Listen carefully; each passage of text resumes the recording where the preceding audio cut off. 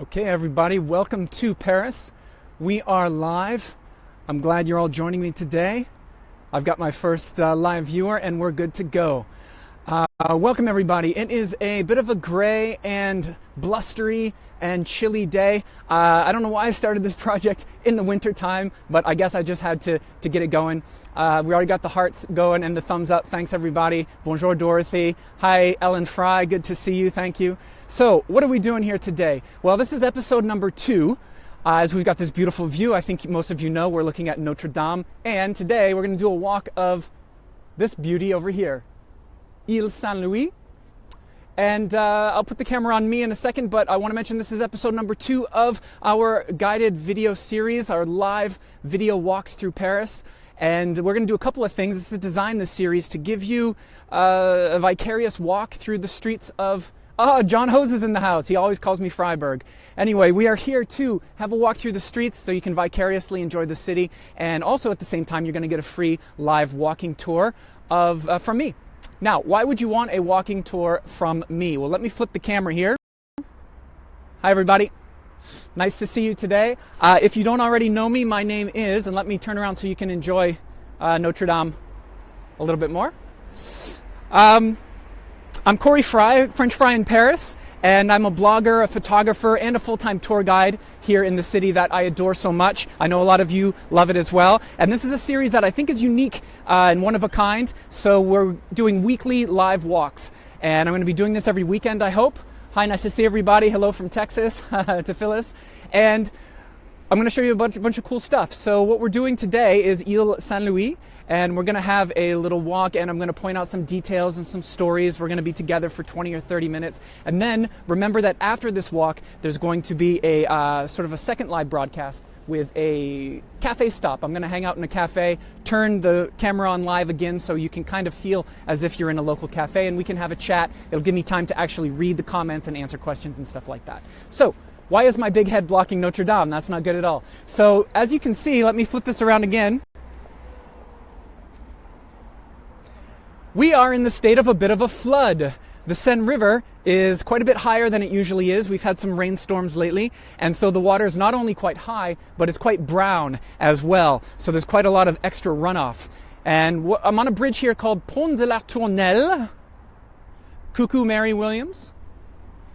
Pont de la Tournelle, and this connects the Latin Quarter over there to Île Saint-Louis, over that way. And before we get to Île Saint-Louis, and I'm going to show you some great stuff over there, I actually want to talk to you about this beautiful statue. A lot of people don't often see it, and when I can cross the street, I'm going to give you guys a look.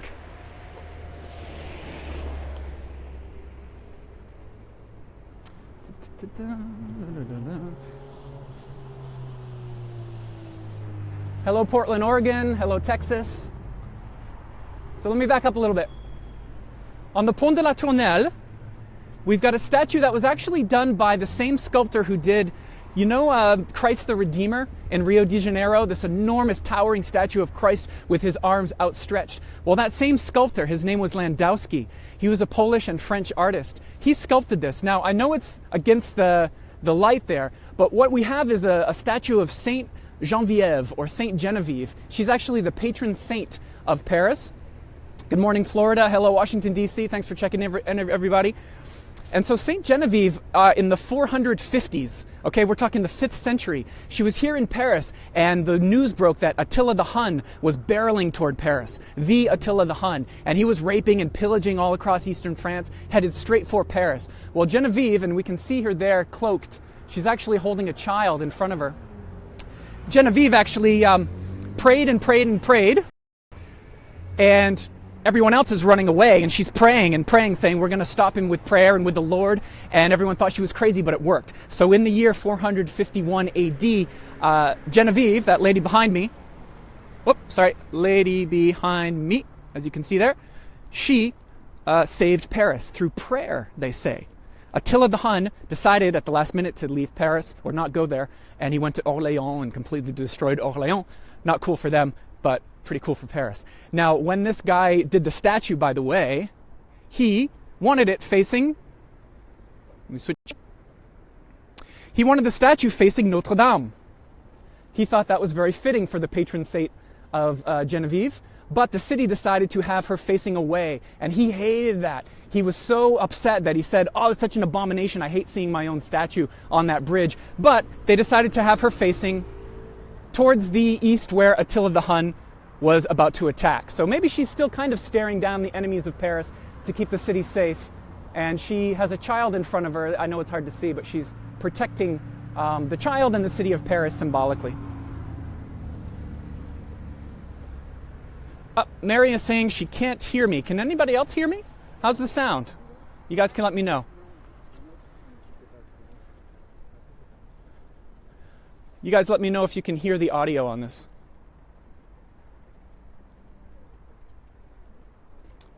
Good. Hello, everybody. Okay, thanks, Nat. You can hear me fine, so we're good. Now we're on Île Saint-Louis. I'll give you guys the 360 without making you too dizzy, I hope. As we walk on to Île Saint-Louis, which is a 17th century island in the heart of Paris, we've got a doorway. Now, do you guys remember last week when I went to the Pantheon, I mentioned Marie Curie, one of the few women who is buried in the Pantheon. This is her address, number 36. And there is a plaque up here that reminds us Marie Curie discovered radiation or did great research in radiation here. And I just thought those who are interested might want to see where she lived. 36 Quai de Béthune is technically the address.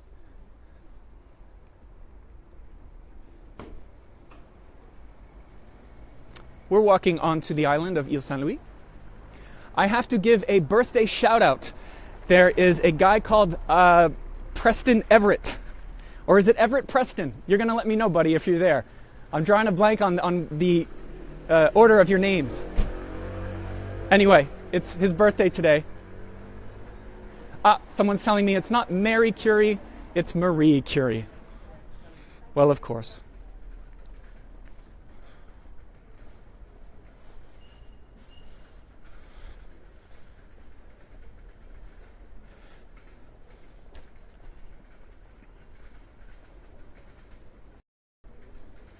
So everybody, as we start this walk, if you're just joining me now, I see there are 115 of you, so that is already way over what we did last time because we ended at 100. So this one's going to be even bigger than last time, and I appreciate that. Thank you guys for the support. If you're just joining, who am I? My name's Corey Fry. I'm a French fry in Paris is what I call myself. I have a blog by the same name, and I'm a photographer and tour guide here in the city. And we're doing a live walk through the streets of Île Saint-Louis in Paris. Let me show you this.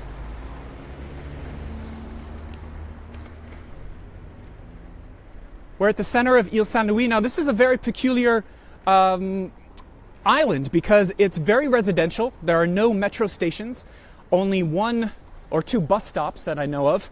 And it's the first example in Paris of straight streets.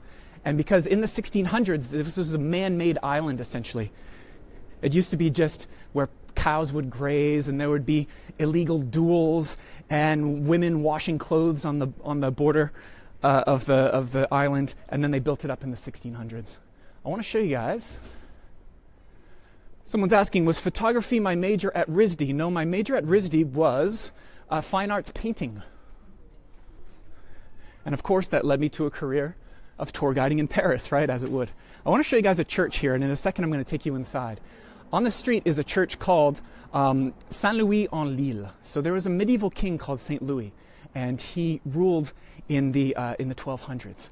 And he was very pious, very religious, and so we now call him Saint Louis. He was originally Louis IX. This church was built in his honor in the 1600s. And do you notice it's got a peculiar steeple? The steeple actually has holes bore through it. And that's because there used to be huge winds that would blow through the street, drafts, and it would tend to topple over the steeple. So they cut holes in it to simply let the wind pass through so the steeple or the flesh would remain intact. You can also see the clock of the church that had to stick out, protrude sort of perpendicular, just like all the shop signs. Why? Because it's quite difficult to crane your neck and see it when it's flat against the tower itself. So they have it jutting out almost like a shop sign. It's being repaired at the moment. Someone says they appreciate the stable video. I'm very glad about that. Okay, I want to take you guys inside this church. I don't believe that there's a mass on.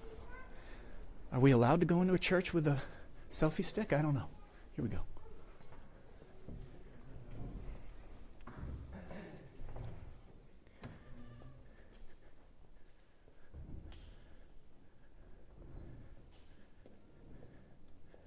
All right, guys, here we go. This church is called Saint-Louis-en-l'Île. And I hope you can hear me. I'm going to have to whisper a little bit. This is a very often overlooked church. Let me show you the beautiful golden ceilings. 17th century. This church is called Saint-Louis-en-l'Île, St. Louis of the island. This is the altar.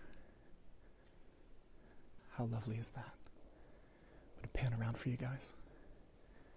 Nobody ever finds this church. It's tucked away on Île Saint-Louis. And I think you're going to really dig this organ. Look at that organ. Oh my goodness. This is a Baroque style church. It's also referred to as a Jesuit style. Very flashy. It's essentially for the parishioners of the folks who live on the island of Île Saint-Louis. Glad you guys are digging it. And as we get a little bit closer here, you're going to see a statue of the man himself, St. Louis. Now, St. Louis is often seen holding a crown of thorns, and that's the crown of thorns that Christ wore during the crucifixion. And that's an important religious object, and it actually still exists in Paris today. So Louis, back in the 1200s, he purchases this crown of thorns that supposedly is a very powerful object, brings it to Paris, builds something called the Sainte-Chapelle with beautiful stained glass to house the crown, and then it was moved to Notre Dame. So he's often seen with that in his hands. Let me show you one last look.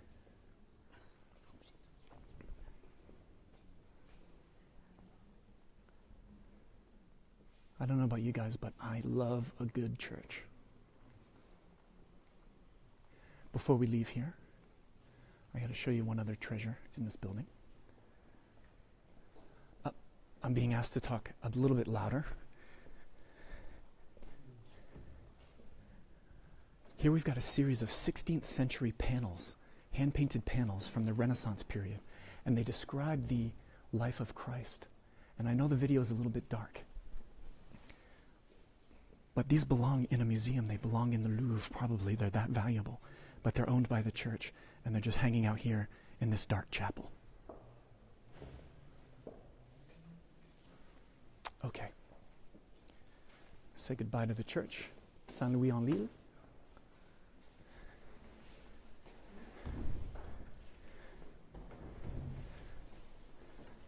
I don't know if you guys can make it out, but as you exit here, or as you enter for that matter, there's a beautiful old door. The details of these old doors here. I just wanted to, I know a lot of you love a good door. Okay, here we go. Back out into the daylight. And I can talk at normal volume. Hope you guys appreciated that. Again, another look here at the church itself. Da-da-da-da. And the steeple with the holes in it, which is quite sort of unique. And we're back on the main drag of Île Saint-Louis. Now, some more about Île Saint-Louis. Very residential, and you have these gorgeous little shops. This is a tea room that is known for hot chocolate as well. La Charlotte de Lille. My wife's name is Charlotte, so I think that's a pretty good name. If you guys are digging this video right now, I want to remind you that you can share it currently right on your page. If you want to tag one of your friends who loves to travel or really loves France or Paris, tag them right now in the comments with that little sort of @ sign, and they can hopefully pop over and catch this live or watch the replay after. All of this, if you missed the beginning of this video, it'll all end up on my page for replay. Joining late from California. Well, we don't mind late people. Welcome. I got to show you some beautiful carved street signs. Do you guys see that? In fact, from here, we are at the corner of Rue Poultier, and let me show you this one. Sorry. Saint-Louis-en-l'Île. So if you're at this intersection, you actually have a beautiful example of the original carved street signs of Paris. Look at that. Isn't that gorgeous? Now, up until the year 1729, you didn't even have to put the names of the streets on the building. So you think it's easy to get lost in Paris now. Imagine if they weren't even labeled. So in 1729, this decree says all the owners of these buildings have to put the names of the streets carved right into the stone. Now, there were three major rules back then. Thanks for the love, guys. I am reading your comments as I can, and I will go back over them for sure. Three major rules for the street signs. First, each letter had to be 2.5 thumbs high. If you take your thumb like a thumbs up and turn it 90 degrees, they would stack those on top of each other, and that's how you would measure. It was basically like an inch. So a thumb, 2.5 thumbs high. Also, there had to be a decorative border around every carved sign. And lastly, they would paint the grooves with black ink or black paint for contrast. So anytime you see one of these carved street signs, they're dating back to the 18th century. Now, that one's cool enough, right? It's a beautiful little border. But if you go around here,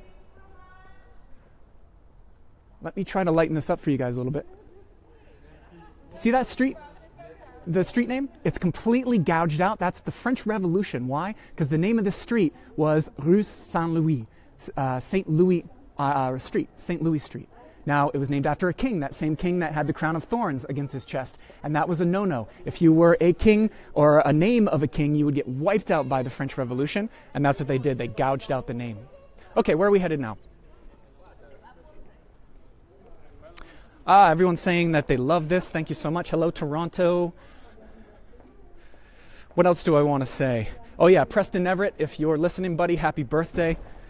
The truth is I could give tons of shout-outs, but I know you guys don't want to listen to that necessarily.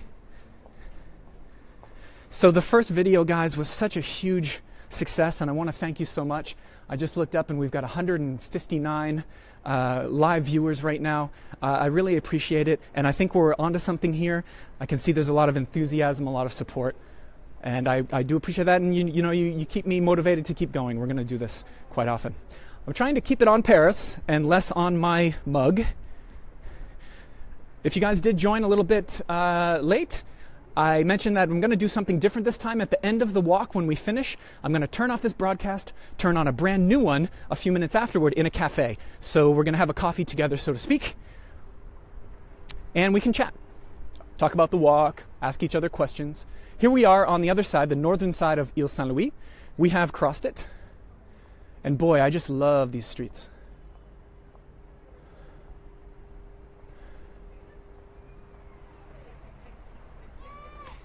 Give you an idea here. And what we're looking at here northward is the Marais district. And one day I'll take you through there, that's for sure. I want to mention, guys, that I am a full-time tour guide, and I give tours of the Marais in front of you and the island we're on right now, Île Saint-Louis. So if you are coming to Paris or you know somebody who is, be sure to contact me. I have a blog called A French Fry in Paris. Obviously, this Facebook page is the same name, and I'm on Instagram, and you can email me at tours@afrenchfryinparis.com. So, what do I want to tell you about this street?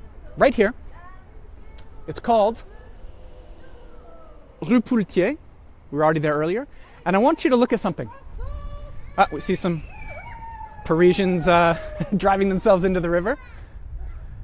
Look at the Marais, guys. Imagine that in the 12th and 13th century, they built an enormous wall surrounding Paris. It was 50 feet high, 20 feet thick, and it basically protected the city from invasions. Well, where that wall went through the Marais and met the Seine was right here in front of me, right where this sort of boxy building is. Imagine an enormous tower where the wall terminates at the river. Well, they would attach every night in medieval Paris an enormous iron chain from the tower that would drape across the river all the way through this street, cutting through the island and joining the Latin Quarter. Why would they put enormous iron chains draped across the water? Because if fleets of invading ships came through that way from the east, the masts of those ships would be snapped in half by the enormous chain draping across the river. I just love to think of that. I love that visual. Now, I got to show you, the river is quite flooded. Take a look at this. We've got a lot of rain lately. If you can see a little bit further down, the water is creeping onto the walkways there. Let me raise you up here. Should we jog with this guy? No, I'm way too tired. My mother's asking me if there are pics of that. Are there pics of the chain, I assume she's asking? No, not pics, but certainly drawings and engravings, yeah. Good morning, Louisiana. I see you, Mary. I see you, Clara. Clara says this is perfect. Can't thank you enough. I get the feeling a lot of you have the same feeling, and I appreciate that. Real quick detail here. This is an old hôtel particulier, so an aristocratic home, and there were tons of them on this island of Île Saint-Louis, a lot of financiers and nobles, and it still has a beautiful leftover balcony. Look at that. Absolutely gorgeous.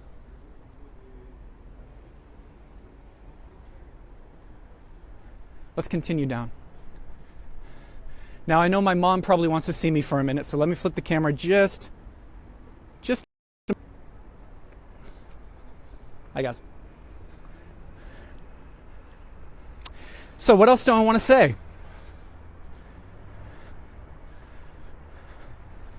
I don't know, I just want to show you Paris. I just want to talk about the city, really. I was nervous for the first one that we did last week because I didn't know what to expect. I didn't know if anyone would show up. I'm looking right now, we've got 213 live viewers. That's pretty much double what we had last time. So obviously this is something that people want. It's something that I have a lot of fun with, so we're going to continue to do it. Please do your best to share this if you like it and spread the word, and maybe we can sort of take over the internet with this project, who knows. Let me switch it back onto Île Saint-Louis.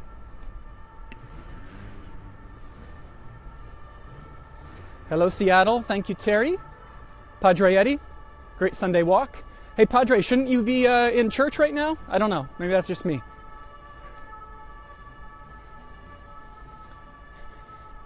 Hi, Clara. You're welcome. Okay, guys. Here. Do you guys hear those sirens? I had a client make me laugh one time during a tour. He said every time he hears those sirens, he feels like he's in a Jason Bourne movie. And I think he's kind of right. So I want you to take a look at the level of the water. It's getting really close. And it seems high. It is high. But check this out. I stopped right here for a reason. I'm going to back up a couple steps. Look at what we've got right here. This says Cru, January 1910. Essentially, this was the level, that line, the level of the worst flood of the Seine in history. So look at this, where the water is now. And then look how high it got. Crazy. Now, if you want to Google that, you can Google Paris flood 1910. You're going to see incredible photos of people basically taking boats and rafts down the streets of Paris. It was the time when Paris turned into Venice, essentially. They estimate that there were about 1 billion euros of damage back in 1910 from all that water. Billion with a B. Okay, how are we doing on time here? Okay, we're about 24 minutes in or so. I'm going to show you one or two more things. I do want to give you guys a nice idea of the flood. Look at this. You guys see that?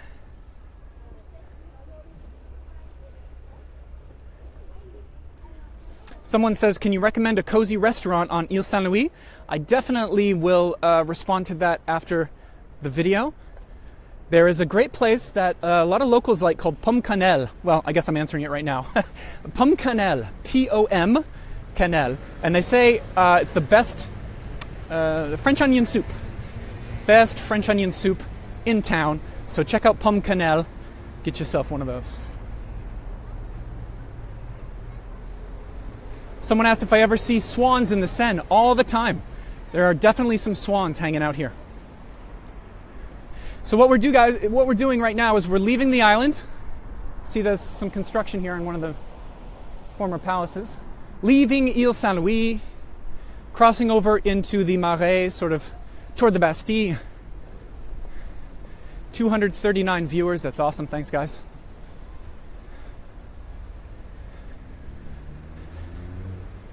Again, I feel like I should say one more time, who am I? If you're joining for the first time, there must be some of you. I'm Corey Fry. called The French Fry in Paris. I have a blog. I'm a photographer. I'm a Paris writer and all of that kind of stuff. And I'm a tour guide. Check this out. You guys see that? You can really get an idea for the water is basically just not where it's supposed to be. Kimberly's asking, did nobles also live in the Marais? Absolutely. Before the king moved the royal court out to Versailles, there were plenty of royals in the Marais, and that's why there are so many beautiful hunks of architecture there. You're very welcome, Peggy.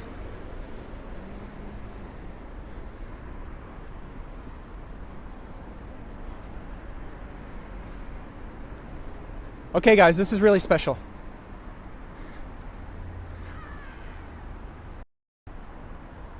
So you've heard of the French Revolution, right? And the idea was that in 1789, the people got angry, obviously, and they stormed the angry mob, the Bastille prison. People still call it the Bastille. They pronounce the L. Obviously, that's wrong. I try to use the local pronunciation, Bastille. And what happens was they stormed the prison to kick off the revolution, and then the next day the people come back, the mob comes back, and they tear apart the prison of the Bastille stone by stone until their fingers bleed. So there's nothing that's left of it, or at least that's what they tell us. But people don't realize that if you cross over from Île Saint-Louis onto this bridge that we just did, the end of Île Saint-Louis, you cross over, right in this park, what you're looking at is an actual piece of the Bastille. You guys see that? I think that is absolutely fantastic. And when I think of Paris as a treasure hunt, which I do, this is one of the best. There is some authentic history from the French Revolution. Really the only part of it that's left. So if anybody ever tells you that the Bastille is completely gone, remember this and you can pop over and check out this wonderful treasure. My wife says that my 2-year-old daughter is kissing the screen right now, watching this video, saying that she loves her papa. Isn't that nice?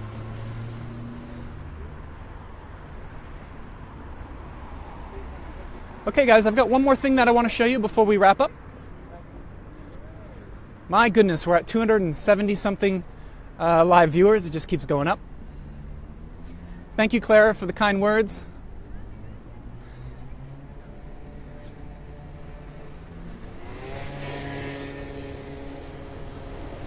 Into the Marais.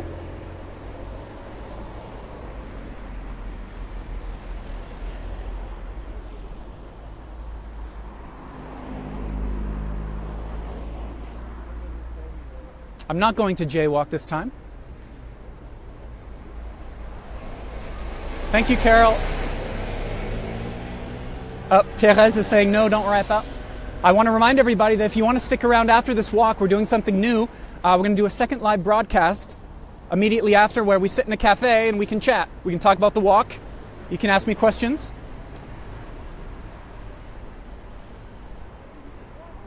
I want to show you guys this beautiful entrance. So we're on the Quai des Célestins.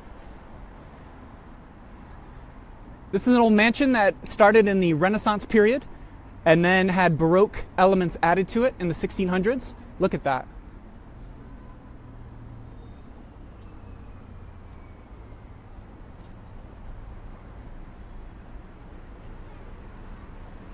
This is what's so great about the Marais. I love it. Now, I used to go and just admire this facade here, but then I realized there's more.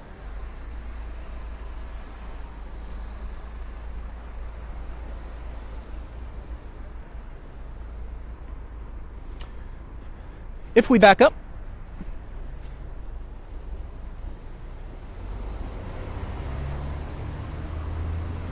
look at that.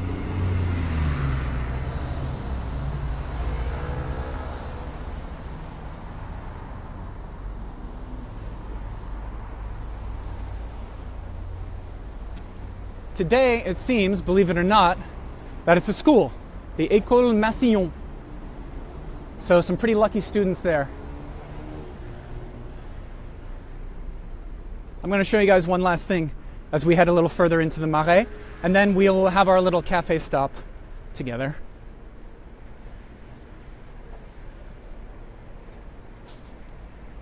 I think we're about to crack 300 live viewers, guys. In other words, 3 times what I had on the first one. So this is pretty wild. Oh, by the way, if you want to find all of this where I am right now, this is the metro stop of Sully-Morlon. You guys see that, just for reference? I want you to be able to find this stuff when you come through Paris. Or, of course, you can see it with me. Take a tour with your favorite tour guide.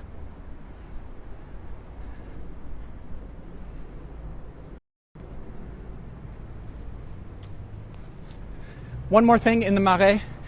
The truth is I could spend another 2 hours showing you guys stuff in the Marais, and maybe I will one day. I love this neighborhood. We're in the very southern part of it right now. This last stop I'm going to show you guys is for all the rock and rollers out there. And that might be enough of a tip or a hint to clue some of you in as to who we're going to talk about.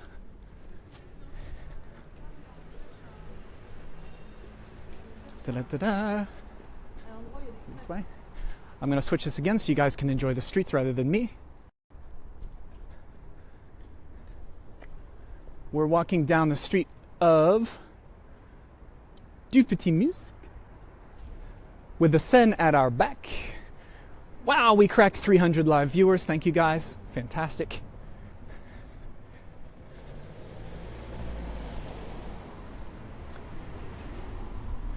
La, da, da, da.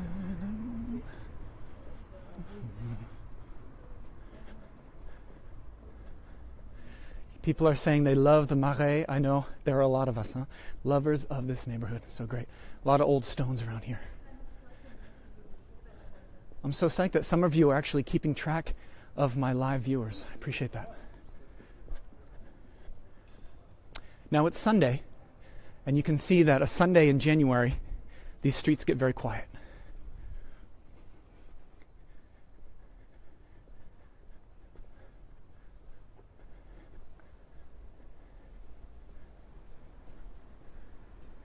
Hey Serena, you made it. Awesome. Someone's asking me if I'm from here. I think they're talking to me. I'm not from Paris. I am American. I have lived here for about 8 years. Married a French girl.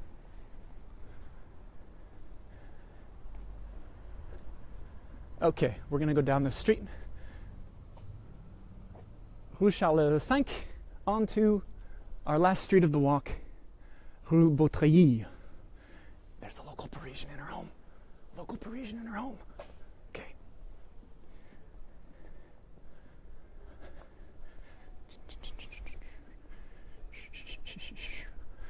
By the way, if you send a comment during these live videos, know that I will read them after the fact. I don't want you to think that they're going into a black hole somewhere.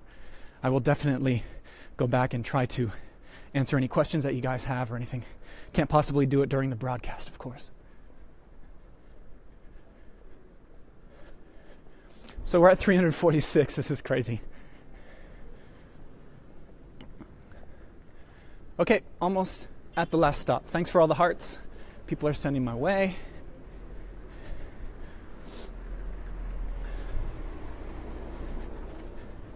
Okay, I want you to check this out. We're on a street called the Rue Beautreillis.